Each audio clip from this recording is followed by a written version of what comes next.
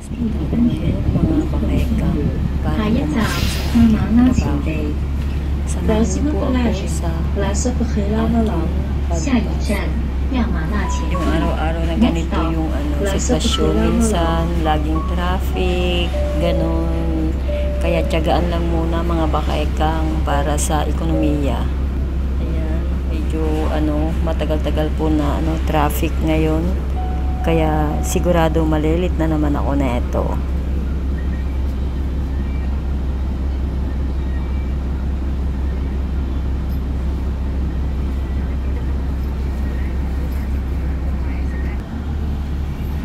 Ayan, awa ng Diyos mga bakekang, umusad na ang traffic. Ayan. So, malapit na rin po tayo sa ating trabaho. Bali, laban lang, ganun talaga ang OFW. Kailangan magtiis, magtiyaga, kahit pagod, kahit may sakit, kailangan mo magtrabaho para sa pamilya.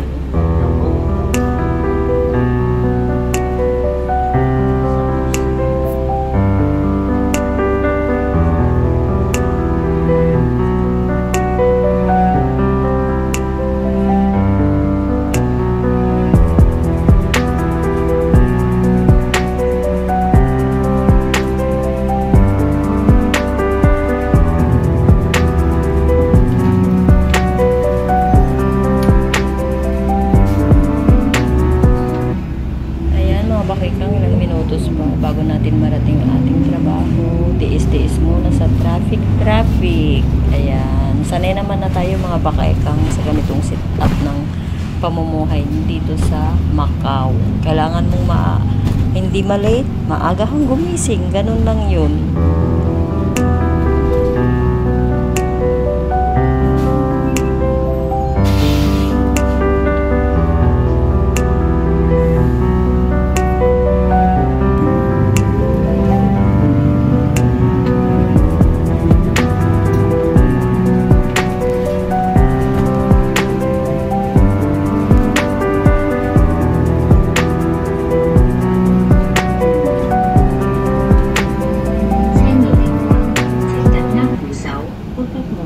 Ayan, medyo paano na tayo mga bakekang sa braids.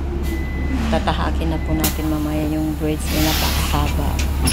Dito pa kasi medyo uulan-ulan ang panahon ngayon dito sa Macau, kaya hindi pwedeng bilisan yung pagpapatakbo ng bus. Kunting bilis lang po ng papatakbo ng bus, may violation na po yung mga driver. So, nag-iingat din po sila mga bakekang.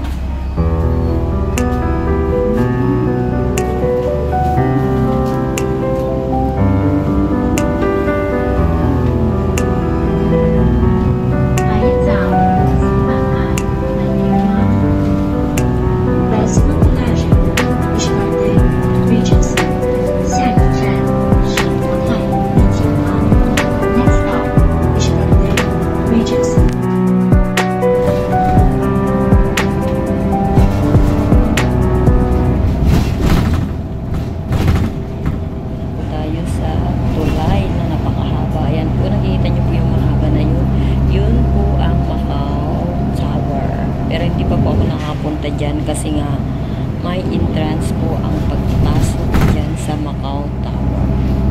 Ayan mga bakekang, medyo madilim-dilim pa po ang panahon sa araw na ito, kaya ingat-ingat po tayo sa lahat ng ating pupuntahan. Sige lang po yung pagbibiyahe. Habol po tayo sa oras, medyo late na po tayo sa oras na yan mga bakekang. Nagpapasalamat pa rin po ako dahil yung mga amo ko, hindi sila nagagalit kung late ako. Sanay na silang late ako. Pag maaga ako, parang sila, yung reaction nila is yung nagtataka bakit maaga ako, ganun. So, tapusin na po natin ang ating pagmamarites mga bakekang at tayo lalarga na. Malapit-lapit na po tayo sa katotohanan. Ayan, si Manong Calvo, siya pala ang nabibidyohan ko sa oras na yan. Mga bakekang, ganyan po ang buhay ng Macau.